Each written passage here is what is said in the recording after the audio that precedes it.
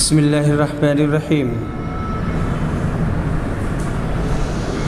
عائشہ رضی اللہ عنہا روایت کرتی ہیں کہ ابو بکر نے قبیلے بنو کلب کی ایک عورت ام بکر نامی سے شادی کر لی تھی۔ پھر جب انہوں نے ہجرت کی تو اسے طلاق دے دیا۔ اس عورت سے پھر اس کے چچا زاد بھائی ابو بکر شداد بن اسود نے شادی کر لی۔ یہ شخص شاعر تھا اور اسی نے مشہور مرثیہ کفار قریش کے بارے میں کہا تھا، وَمَا ذَا بِالْقَلِيبِ قَلِيبِ بَدْرٍ مِنَ الشِّيزَا تُزَيِّنُ بِالسَّنَامِ وَمَا ذَا بِالْقَلِيبِ قَلِيبِ بَدْرٍ مِنَ الْقَيْنَاتِ وَالشَّرْبِ الْكِرَامِ تُحَيِّي بِالسَّلَامَةِ أُمُّ بَكْرٍ وَهَلْ لِي بَعْدَ قَوْمِي مِنْ سَلَامِ يُحَدِّثُنَا الرَّسُولُ بِأَنَّا سَنَحْيَا وَكَيْفَ حَيَاةُ أَسْدَاءٍ وَهَامِ۔ تو اس کا ترجمہ یہ ہے کہ مقام بدر کے کنوؤں کو میں کیا کہوں کہ انہوں نے ہمیں درخت شیزہ کے بڑے بڑے پیالوں سے محروم کر دیا، جو کبھی اونٹ کو کوہان کے گوشت سے بھی بہتر ہوا کرتے تھے۔ میں بدر کے کنوؤں کو کیا کہوں، انہوں نے ہمیں گانے والی لونڈیوں اور اچھے شرابیوں سے محروم کر دیا۔ ام بکر، تو مجھے سلامتی کی دعائیں دیتی رہی، لیکن میری قوم کی بربادی کے بعد میرے لیے سلامتی کہاں ہے؟ یہ رسول ہمیں دوبارہ زندگی کی خبریں بیان کرتا ہے، حالانکہ ہڈیاں اور کھوپڑیاں کیسے زندہ ہوں گی؟ جاہلیت میں عرب کے لوگ یہ سمجھتے تھے کہ مردے کی کھوپڑی سے روح نکل کر الو کے قالب میں جنم لیتی ہے اور دوستوں کو آواز دیتی پھرتی ہے۔ ابو بکر شداد بن اسود بحالت کفر بدر کے مقتولین کفار مکہ کا مرثیہ کہہ رہا ہے، جس کا مطلب یہ کہ وہ لوگ بدر کے کنویں میں مرے پڑے ہیں۔ جو لوگوں کے سامنے اونٹ کے کوہان کا گوشت، جو عربوں کے نزدیک نہایت لذیذ ہوتا ہے، درخت شیزہ کی لکڑی کے پیالوں میں بھر بھر کر رکھا کرتے تھے۔ شیزہ ایک درخت جس کی لکڑی کے پیالے بناتے ہیں، یہاں مراد وہ لوگ ہیں جو ان پیالوں کا استعمال کرتے ہیں، یعنی بڑے امیر سرمایہ دار لوگ جو رات دن شراب خوری اور ناچ گانے بجانے والیوں کی صحبت میں رہا کرتے تھے۔ مرثیہ میں مذکورہ ام بکر اس کی بیوی ہے جو پہلے صدیق اکبر کے نکاح میں تھی۔ آخری شعر کا مطلب یہ ہے کہ عرب کے لوگ جاہلیت میں سمجھتے تھے کہ مرنے کے بعد انسان کی روح الو کے جسم میں جنم لیتی ہے اور الوؤں کو پکارتی پھرتی ہے۔ شاعر کی مراد یہ ہے کہ مرنے کے بعد دوبارہ انسانی قالب میں زندہ ہونے کے بارے میں پیغمبر کا کہنا غلط ہے۔ حشر نشر کچھ نہیں ہے اور روحیں الو بن کر دوبارہ آدمی کے قالب میں کیوں کر آ سکتی ہیں؟ کافروں کا یہ قدیمی عقیدہ فاسد ہے، جس کی تردید سے سارا قرآن مجید بھرا ہوا ہے۔ حدیث نمبر 3922، انس بن مالک رضی اللہ عنہ روایت کرتے ہیں ابو بکر رضی اللہ عنہ سے کہ میں نے نبی صلی اللہ علیہ وسلم کے ساتھ غار میں تھا، میں نبی صلی اللہ علیہ وسلم کے غار میں تھا۔ میں نے جو سر اٹھایا تو قوم کے چند لوگوں کے قدم باہر نظر آئے۔ میں نے کہا، اے اللہ کے نبی، اگر ان میں سے کسی نے بھی نیچے جھک کر دیکھ لیا تو وہ ہمیں ضرور دیکھ لے گا۔ حضور نے فرمایا، ابو بکر خاموش رہو، ہم ایسے دو ہیں کہ جن کا تیسرا اللہ ہے۔ حدیث نمبر 3923، ابو سعید خدری روایت کرتے ہیں، کہتے ہیں کہ ایک اعرابی نبی صلی اللہ علیہ وسلم کی خدمت میں حاضر ہوا اور آپ سے ہجرت کا حال پوچھنے لگا۔ آپ نے فرمایا، تجھ پر افسوس، ہجرت تو بہت مشکل کام ہے، تمہارے پاس کچھ اونٹ بھی ہیں؟ انہوں نے کہا، جی ہاں ہیں۔ فرمایا، تم اس کی زکوٰۃ ادا کرتے ہو؟ انہوں نے عرض کیا، جی ہاں ادا کرتا ہوں۔ آپ نے فرمایا، اونٹنیوں کا دودھ دوسرے غریبوں کو بھی دوہنے کے لیے دے دیا کرتے ہو؟ انہوں نے کہا کہ ایسا بھی کرتا ہوں۔ آپ نے فرمایا انہیں گھاٹ پر لے جا کر محتاجوں کے لیے دھوتے ہو؟ انہوں نے کہا ایسا بھی کرتا ہوں۔ اس پر نبی صلی اللہ علیہ وسلم نے فرمایا تم بستیوں کے پیچھے عمل کرو، اللہ تمہارے عمل کو ضائع نہیں کرے گا۔ یہاں پر آیا ہے بہار، بہار یہ بستی کے معنی میں ہے، سمندر کے معنی میں نہیں ہے۔ باب مقدم النبی صلی اللہ علیہ وسلم و اصحابہ المدینہ، نبی اکرم صلی اللہ علیہ وسلم اور آپ کے صحابہ کرام کا مدینہ میں آنا۔ حدیث نمبر 3924، برا بن عازب روایت کرتے ہیں، کہتے ہیں کہ سب سے پہلے ہجرت کر کے ہمارے یہاں مصعب بن عمیر اور ابن ام مکتوم آئے، پھر عمار بن یاسر اور بلال۔ حدیث نمبر 3925، برا ابن عازب کہتے ہیں کہ سب سے پہلے ہمارے یہاں مصعب بن عمیر اور ابن ام مکتوم آئے اور یہ نابینا تھے۔ یہ دونوں مدینہ کے مسلمانوں کو قرآن پڑھانا سکھاتے تھے۔ اس کے بعد بلال، سعد اور عمار بن یاسر آئے، پھر عمر بن خطاب حضور اکرم کے 20 صحابہ کو ساتھ لے کر آئے، اور نبی صلی اللہ علیہ وسلم ابو بکر اور عامر بن فہیرہ کو ساتھ لے کر تشریف لائے۔ مدینہ کے لوگوں کو جتنی خوشی اور مسرت حضور اکرم کی تشریف آوری سے ہوئی، میں نے کبھی انہیں کسی بات پر اس قدر خوش نہیں دیکھا۔ لونڈیاں بھی خوشی سے کہنے لگیں کہ رسول اللہ آ گئے۔ حضور اکرم جب تشریف لائے تو اس سے پہلے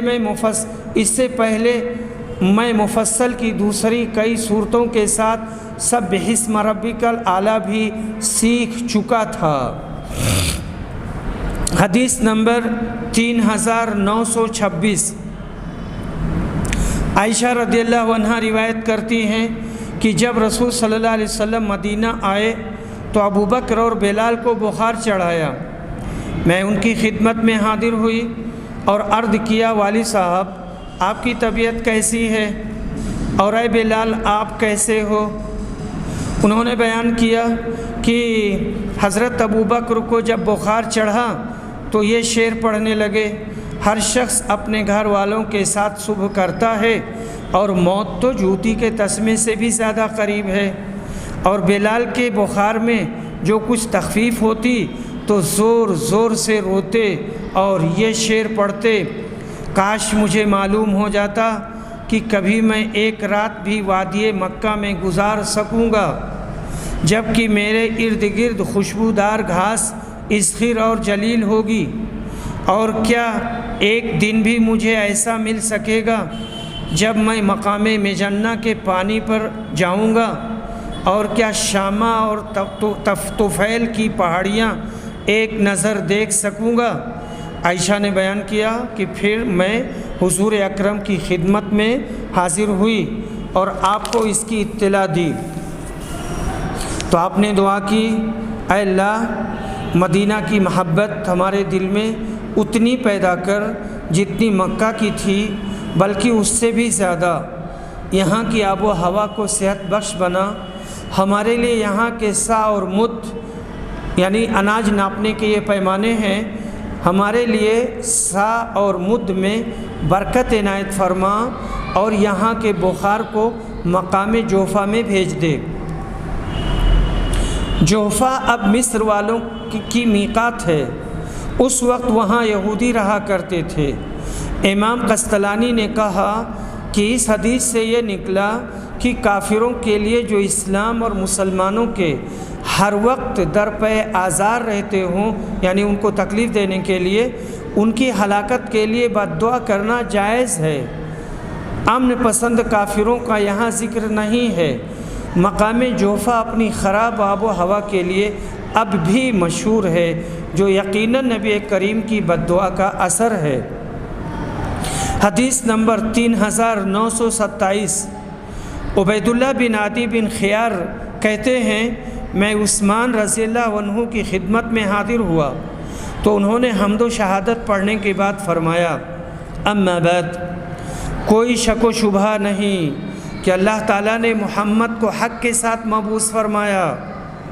میں بھی ان لوگوں میں تھا جنہوں نے اللہ اور اس کے رسول کی دعوت پر ابتدا ہی میں لبیک کہا، اور میں ان تمام چیزوں پر ایمان لایا جنہیں لے کر محمد صلی اللہ علیہ وسلم مبعوث ہوئے تھے۔ پھر میں نے 2 ہجرتیں کیں اور حضور اکرم کی دامادی کا شرف مجھے حاصل ہوا، اور حضور سے میں نے بیعت کی۔ اللہ کی قسم، میں نے آپ کی نہ کبھی نافرمانی کی اور نہ کبھی آپ سے دھوکہ بازی کی، یہاں تک کہ آپ کا انتقال ہو گیا۔ حدیث نمبر 3928۔ عبید اللہ بن عبداللہ کہتے ہیں کہ ان کو ابن عباس نے بتایا کہ عبد الرحمن بن عوف مینا میں اپنے خیمہ کی طرف واپس آ رہے تھے۔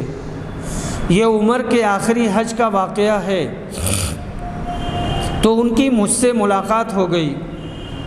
انہوں نے کہا کہ عمر حاجیوں کو خطاب کرنے والے تھے، اس لیے میں نے عرض کیا کہ اے امیر المومنین، موسم حج میں معمولی سوجھ بوجھ رکھنے والے سب طرح کے لوگ جمع ہوتے ہیں اور شور و غل بہت ہوتا ہے، اس لیے میرا خیال ہے کہ آپ اپنا ارادہ موقوف کر دیں اور مدینہ پہنچ کر خطاب فرمائیں اور وہاں تقریر کریں، کیونکہ وہ ہجرت اور سنت کا گھر ہے اور وہاں سمجھدار، معزز اور صاحب عقل لوگ رہتے ہیں۔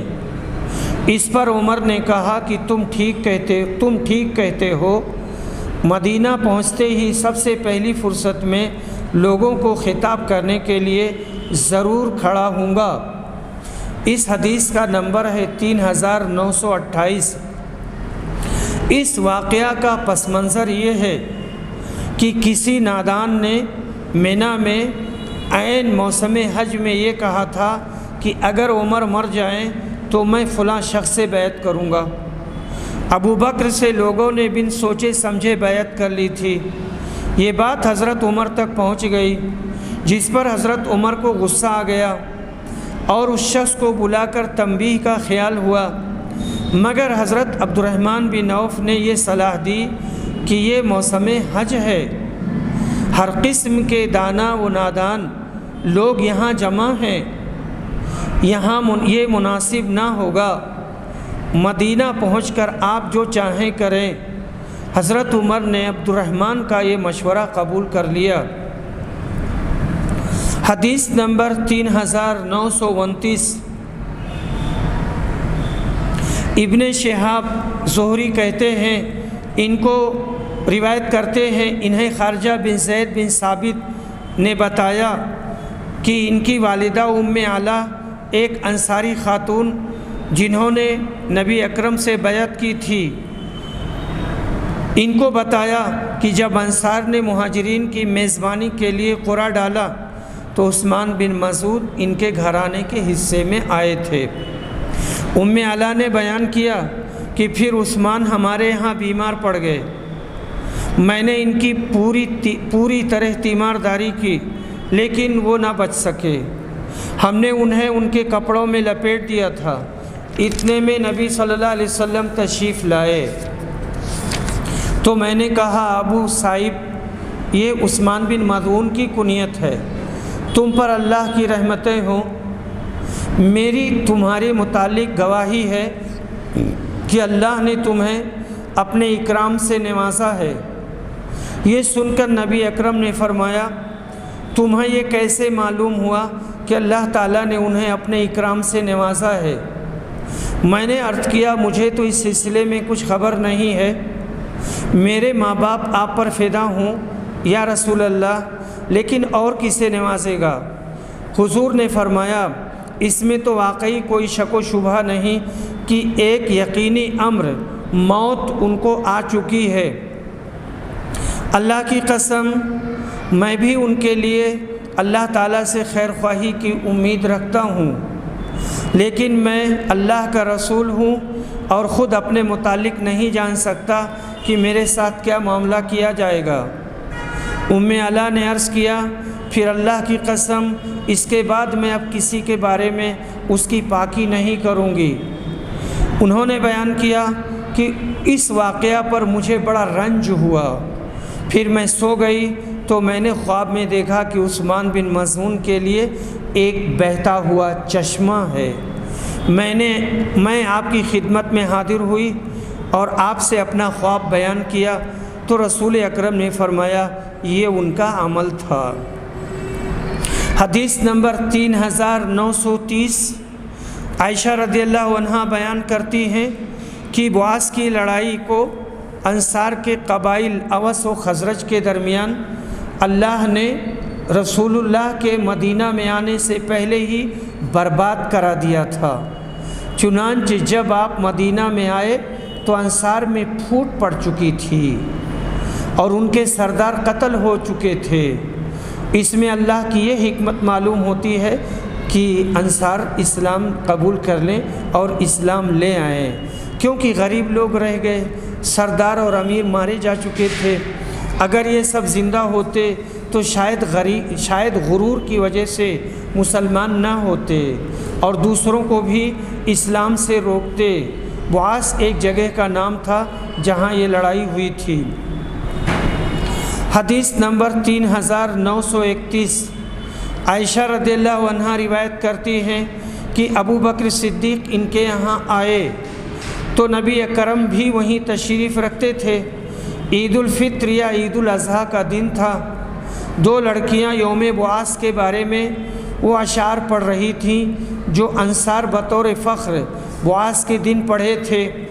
ابو بکر نے کہا یہ شیطانی گانے باجے رسول اللہ کے گھر میں؟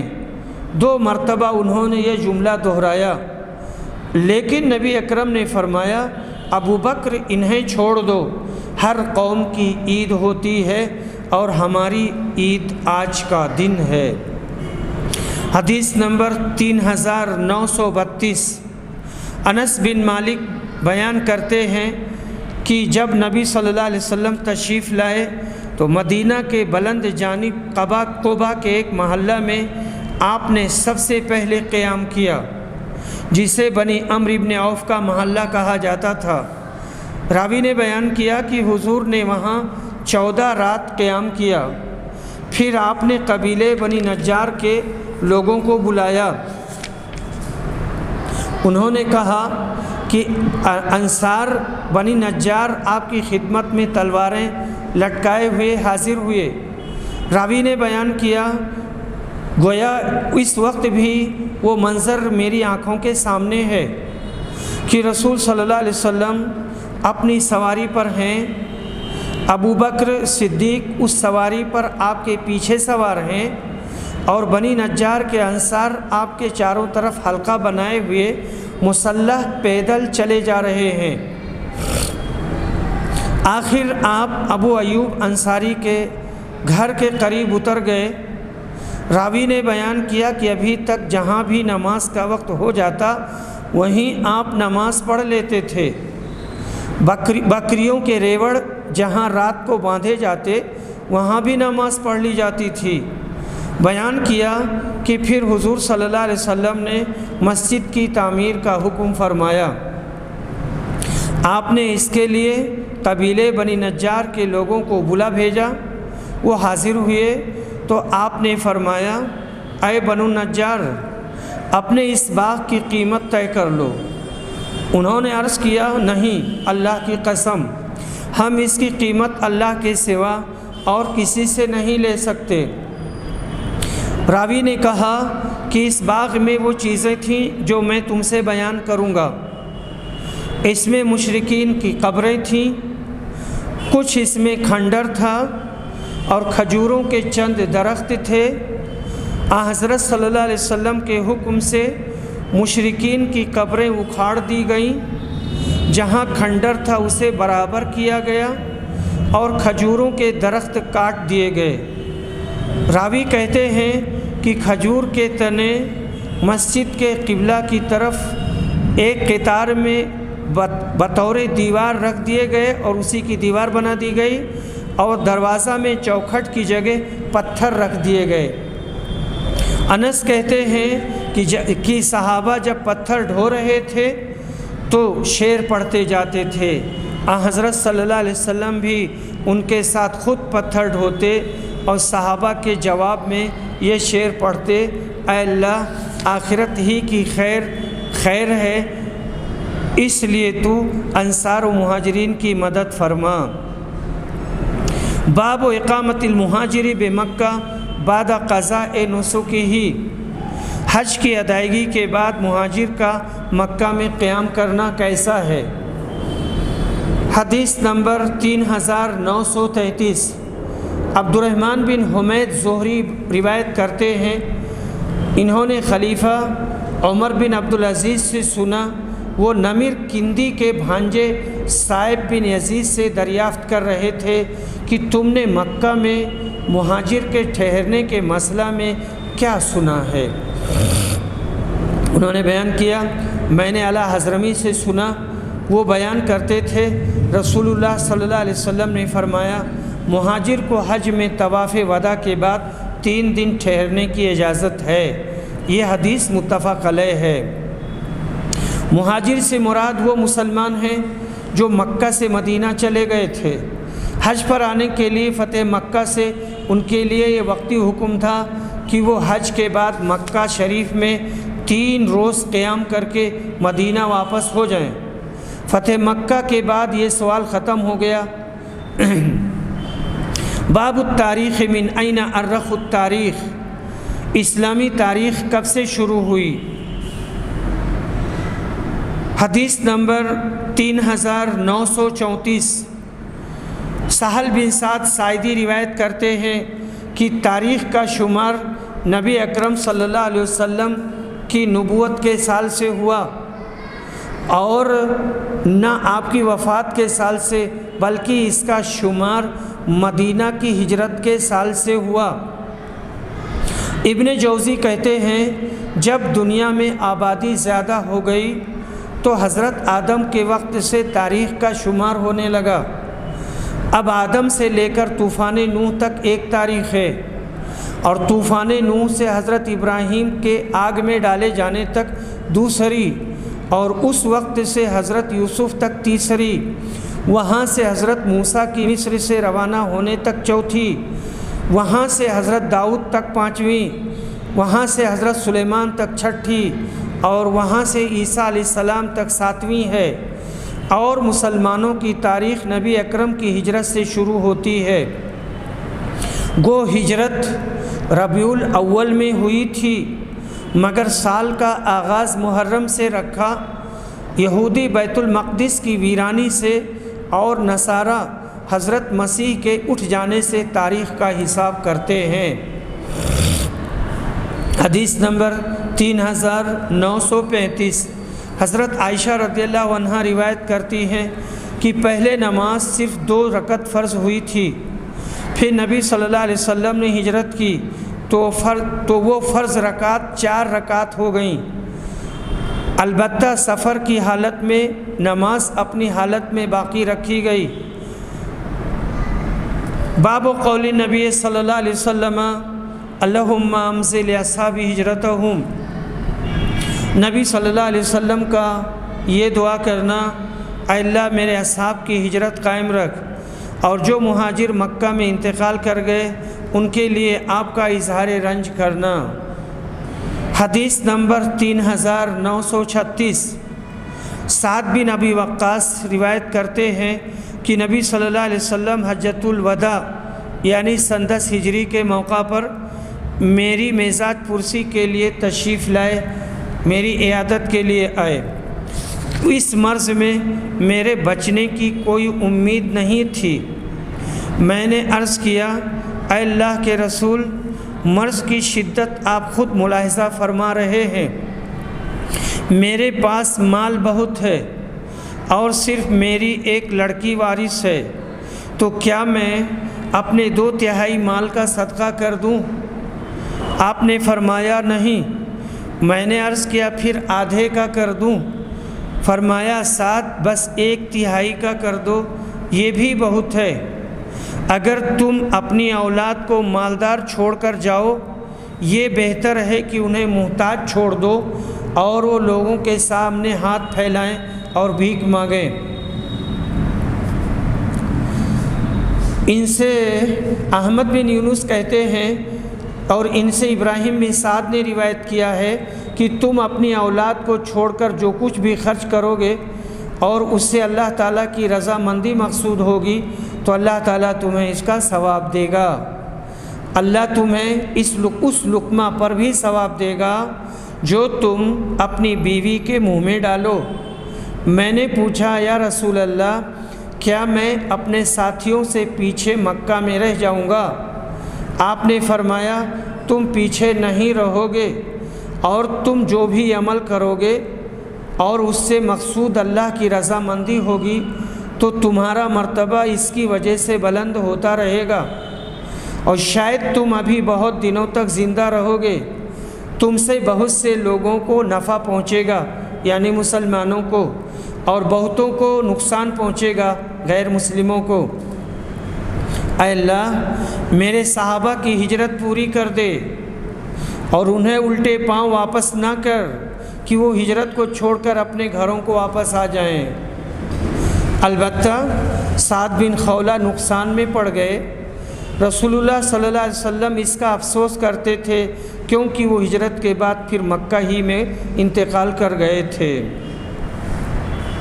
حجۃ الوداع میں حضرت سعد بن ابی وقاص بیمار ہو گئے اور بیماری شدت پکڑ گئی تو انہوں نے نبی اکرم صلی اللہ علیہ وسلم سے زندگی سے مایوس ہو کر اپنے ترکہ کے بارے میں مسائل معلوم کیے۔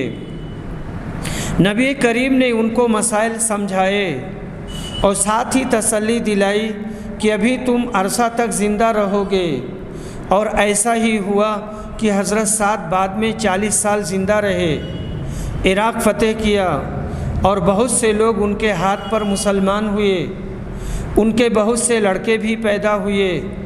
حدیث پر غور کرنے سے واضح ہوتا ہے کہ اسلام مسلمانوں کو تنگ دست، مفلس، قلاش بننے کی بجائے زیادہ سے زیادہ حلال طور پر کما کر دولت مند بننے کی تعلیم دیتا ہے اور بزور رغبت دلاتا ہے کہ اپنے اہل و عیال کو غربت، تنگ دستی کی حالت میں چھوڑ کر انتقال نہ کریں، یعنی پہلے سے ہی محنت و مشقت کر کے افلاس کا مقابلہ کریں، ضرور ایسی ترقی کریں کہ مرنے کے بعد ان کی اولاد تنگ دستی، محتاجگی، افلاس کا شکار نہ ہو۔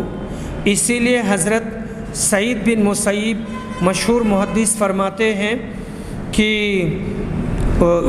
یہ عربی عبارت ہے لمبی، ایسے شخص میں کوئی خوبی نہیں ہے جو حلال طریق سے مال جمع نہ کرے، جس کے ذریعہ لوگوں سے اپنی آبرو کی حفاظت کرے اور خیش و اقارب کی خبر گیری کرے اور اس کا حق ادا کرے۔ باب کیف آخى النبی صلی اللہ علیہ وسلم بین اصحابہ، نبی کریم صلی اللہ علیہ وسلم نے اپنے صحابہ کے درمیان کس طرح بھائی چارہ قائم کرایا تھا۔ عبد الرحمن بن عوف نے کہا کہ جب ہم مدینہ ہجرت کر کے آئے تو نبی صلی اللہ علیہ وسلم نے میرے اور سعد بن ربیع انصاری کے درمیان بھائی چارہ کرایا تھا۔ ابو جحیفہ، ان کا نام وہب بن عبداللہ ہے، ابو جحیفہ نے کہا نبی صلی اللہ علیہ وسلم نے سلمان فارسی اور ابو دردہ کے درمیان بھائی چارہ کرایا تھا۔ کہتے ہیں بھائی بھائی بنا دو۔ ایک بار مکہ میں مہاجرین میں اس دفعہ یعنی جو یہ بھائی بھائی بنایا گیا تھا یہ 2 بار ہوا تھا، ایک بار مکہ میں اور ایک بار مدینہ میں، اور ابتدا میں مؤاخات ترکہ میں میراث تک پہنچ گئی تھی اور ایسے منہ بولے بھائیوں کو مرنے والے بھائی کے ترکہ میں حصہ دیا جاتا تھا، مگر واقع بدر کے بعد جب یہ آیت اتری وَأُولُو الْأَرْحَامِ بَعْضُهُمْ أَوْلَىٰ بِبَعْضٍ یہ نازل ہوئی، جس سے ترکہ میں حصہ صرف حقیقی وارثوں کے لیے مخصوص ہو گیا۔ مدینہ میں مؤخات ہجرت کے 5 ماہ کے بعد کرائی گئی تھی۔ حدیث نمبر 3937، انس بن مالک رضی اللہ عنہ روایت کرتے ہیں کہ جب عبد الرحمن بن عوف ہجرت کر کے آئے تو نبی صلی اللہ علیہ وسلم نے ان کا بھائی چارہ سعد بن ربیع سے کرایا تھا۔ سعد نے ان سے کہا کہ ان کے اہل و عیال میں سے آدھا وہ قبول کر لیں، لیکن عبد الرحمن نے کہا کہ اللہ تعالیٰ آپ کے اہل و مال میں برکت دے، آپ بس مجھے بازار کا راستہ بتا دیں۔ چنانچہ انہوں نے تجارت شروع کر دی اور پہلے دن انہیں کچھ پنیر اور گھی میں نفع ملا۔ چند دنوں کے بعد انہیں نبی صلی اللہ علیہ وسلم نے دیکھا کہ ان کے کپڑوں میں خوشبو کی زردی کا نشان ہے، تو آپ نے فرمایا عبد الرحمن یہ کیا ہے؟ انہوں نے کہا اے اللہ کے رسول، میں نے ایک انصاری عورت سے شادی کر لی ہے۔ آپ نے فرمایا انہیں مہر میں تم نے کیا دیا؟ عبد الرحمن نے کہا کہ 1 گٹھلی برابر سونا۔ نبی اکرم نے فرمایا اب ولیمہ کرو، چاہے وہ بکری ہی کیوں نہ ہو۔ باب حدیث نمبر 3938، انس بن مالک کہتے ہیں کہ جب عبداللہ بن سلام کو رسول اللہ صلی اللہ علیہ وسلم کے مدینہ آنے کی خبر ہوئی تو وہ آپ سے چند سوال کرنے کے لیے آئے۔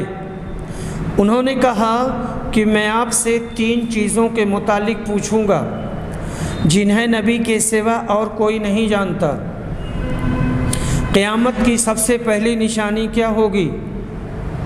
اہل جنت کی ضیافت سب سے پہلے کس کھانے سے کی جائے گی؟ اور کیا بات ہے کہ بچہ کبھی باپ پر ہو جاتا ہے اور کبھی ماں پر؟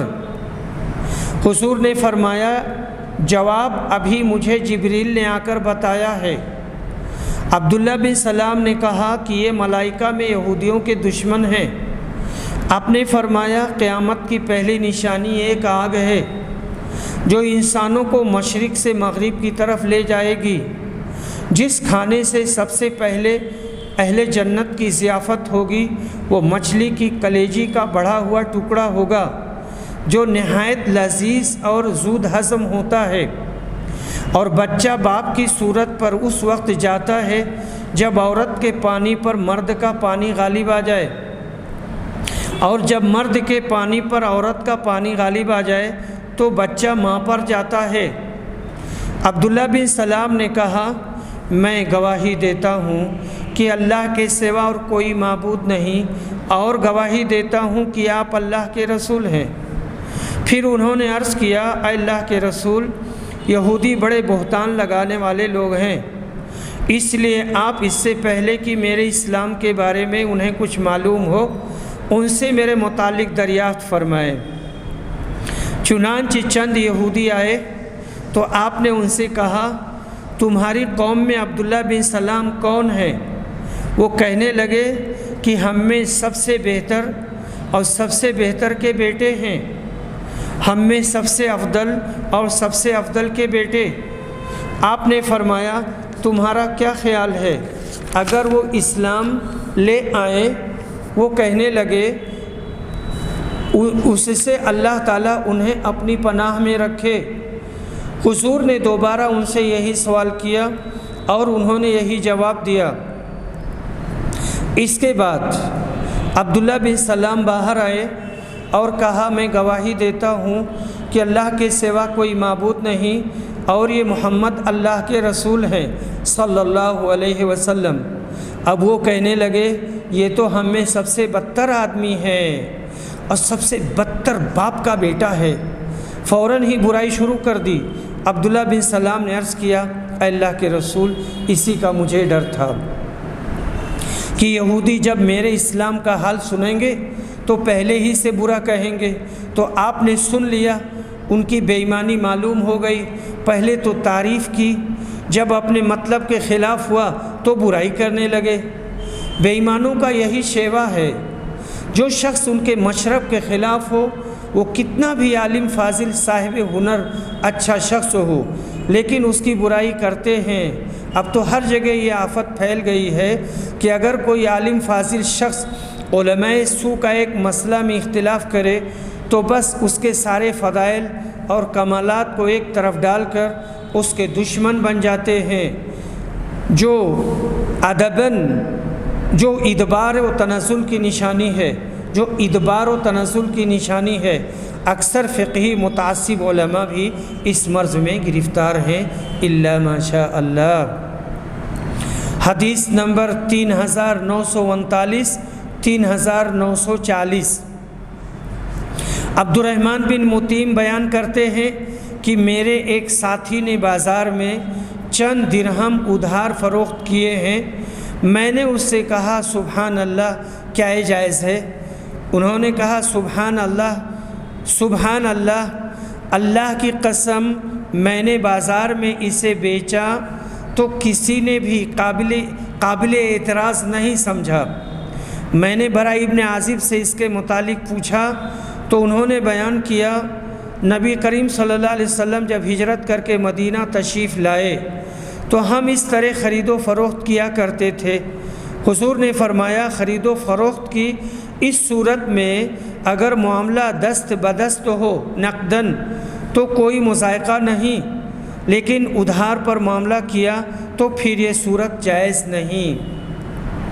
اور زید بن ارقم سے بھی مل کر اس کے متعلق پوچھ لو، تو انہوں نے بھی یہی کہا کہ سفیان نے ایک مرتبہ یوں بیان کیا کہ نبی کریم صلی اللہ علیہ وسلم جب ہمارے ہاں تشریف لائے تو ہم اس طرح کی خرید و فروخت کیا کرتے تھے، اور بیان کیا کہ ادھار موسم تک کے لیے یا یوں کہا کہ حج تک کے لیے، تو یہ بیع جائز نہیں ہے، کیونکہ بیع صرف میں تقابض اسی مجلس میں ضروری ہے، جیسے کہ کتاب البیوع میں گزر چکا ہے۔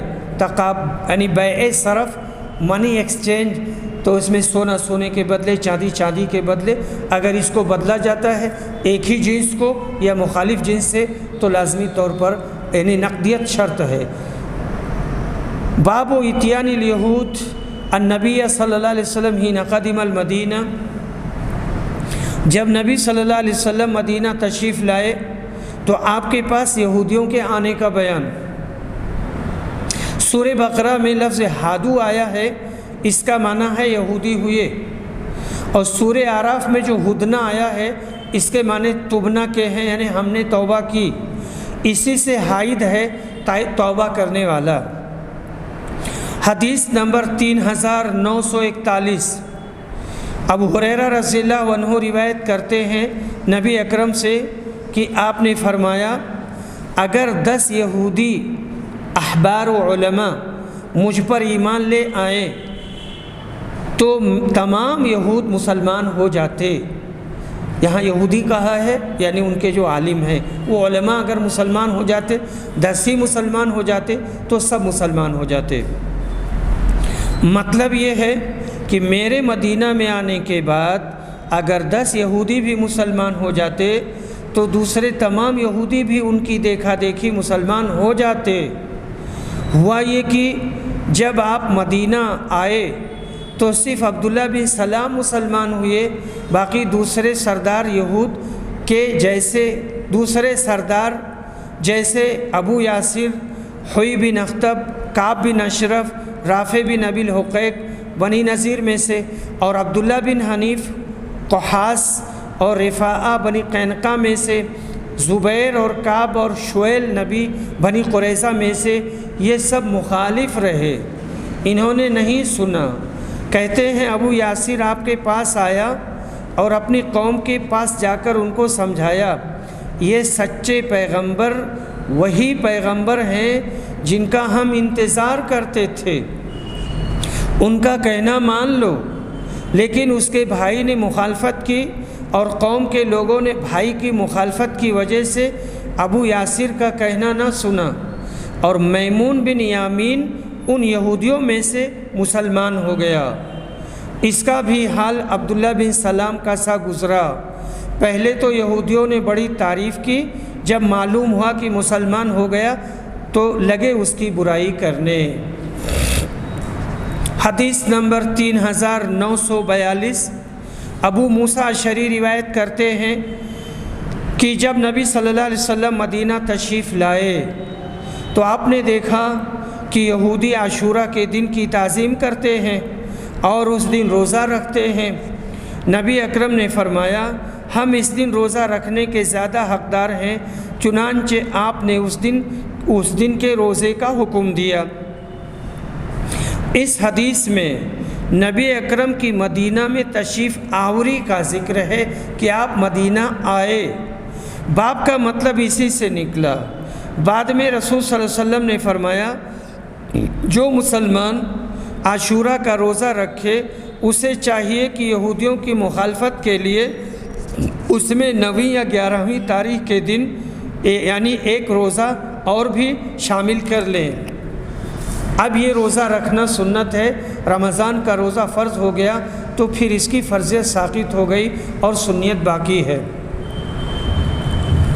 حدیث نمبر 3943 ابن عباس روایت کرتے ہیں کہ جب نبی صلی اللہ علیہ وسلم مدینہ تشریف لائے تو آپ نے دیکھا کہ یہودی عاشوراء کے دن روزہ رکھتے ہیں۔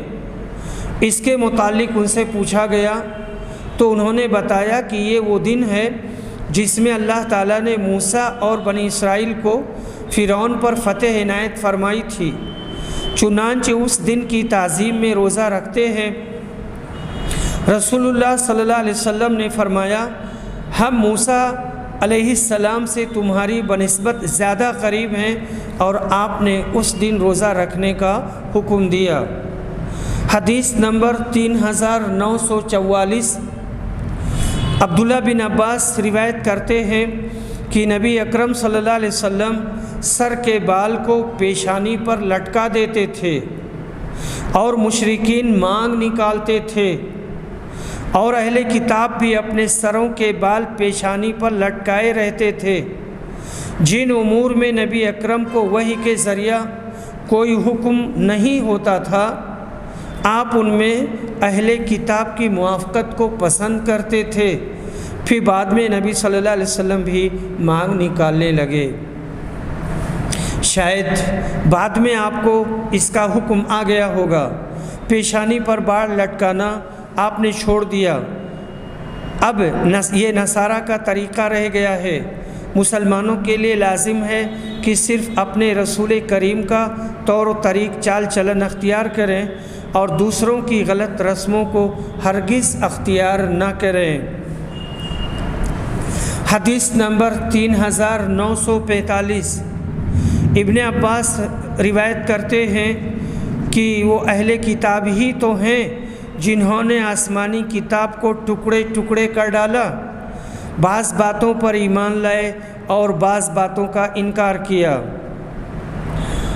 باب اسلامی سلمان الفارسی، سلمان فارسی کے ایمان لانے کا واقعہ اور اس کی تفصیل کا بیان۔ حدیث نمبر 3946 ابو عثمان نہدی روایت کرتے ہیں کہ میں نے سنا سلمان فارسی سے کہ ان کو کچھ اوپر 10 آدمیوں کے ہاتھوں بیچا اور خریدا گیا، یعنی انہوں نے لیا، ان کو دیا، انہوں نے دوسرے کو دیا، دوسرے نے تیسرے کو، چوتھے کو، تقریباً 10 سے زیادہ لوگوں نے ان کو خریدا اور بیچا۔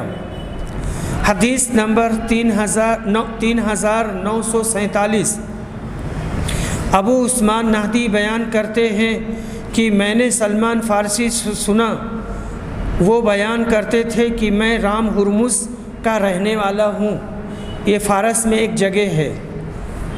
حدیث نمبر 3948 ابو عثمان نہدی بیان کرتے ہیں اور ان سے سلمان فارسی نے روایت کیا، عیسیٰ علیہ السلام اور محمد صلی اللہ علیہ وسلم کے درمیان میں فترت کا زمانہ 600 برس کا گزرا ہے۔ فترت کا زمانہ یعنی جس میں کوئی پیغمبر نہیں آیا، عیسیٰ علیہ السلام کے بعد 600 سال گزر گئے، تب رسول صلی اللہ علیہ وسلم آئے ہیں۔ حضرت سلمان فارسی کی کنیت ابو عبداللہ تھی۔ ان کو خود رسول کریم نے آزاد کرایا تھا۔ فارس کے شہر رام ہرمز کے رہنے والے تھے۔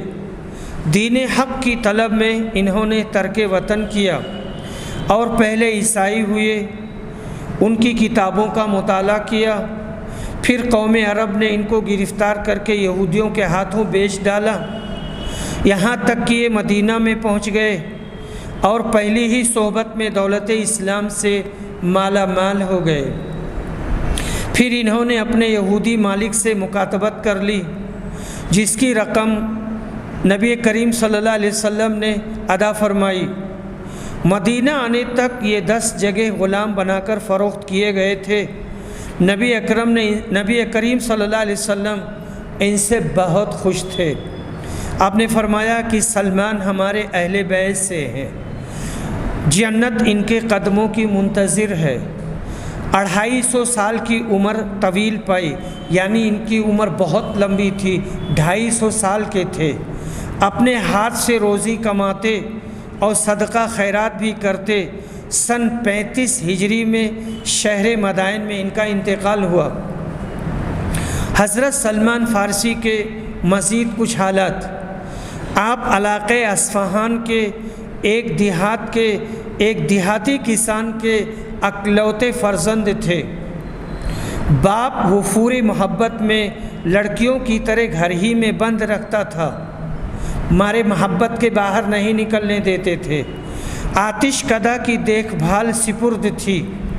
مجوسیت کے بڑے پختہ کار پجاری سے یکایک پختہ کار عیسائی بن گئے۔ اس طرح کی ایک روز اتفاقاً کھیت کو گئے۔ اثنائے راہ میں عیسائیوں کو نماز پڑھتے دیکھ کر اس طرز عبادت پر والہانہ فریفتہ ہو گئے۔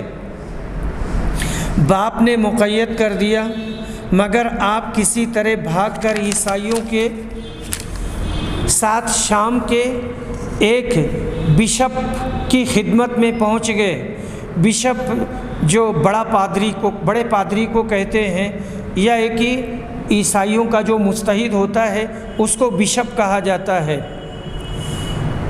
جو بہت بد اخلاق تھا اور صدقہ کا تمام روپیہ لے کر خود رکھ لیتا تھا۔ زندگی میں تو کچھ کہہ نہ سکے۔ جب وہ مرا اور عیسائی اسے شان و شوکت کے ساتھ دفن کرنے پر تیار ہوئے تو آپ نے اس کا سارا پول کھول کر رکھ دیا اور تصدیق کے طور پر 7 میٹکے سونے چاندی سے لبریز دکھائے، اور سزا کے طور پر اس کی لاش صلیب پر آویزاں کر دی گئی، لٹکا دی گئی۔ دوسرا بشپ بہت متقی و عابد بھی تھا اور آپ سے محبت بھی رکھتا تھا، مگر اسے جلد ہی پیام اجل آ گیا۔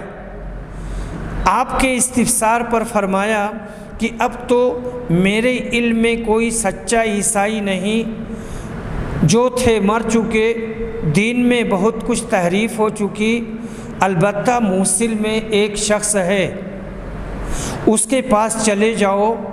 اس کے پاس پہنچ کر کچھ ہی مدت رہنے پائے تھے کہ اس کا بھی وقت آ گیا اور وہ نصیبہ میں ایک پادری کا پتہ بتا گیا۔ یہ سب سے زیادہ عابد و زاہد تھا۔ اموریہ میں ایک شخص کا پتہ دے کر یہ بھی راہی ملک بقا ہوا، لیکن جب اسقف اموریہ بھی جلد ہی بستر مرگ پر دراز ہوا تو آپ افسردہ ہوئے۔ اسقف نے کہا، بیٹا، اب تو دنیا میں مجھے کوئی بھی ایسا نظر نہیں آتا کہ میں تجھے جس کے پاس جانے کا مشورہ دوں۔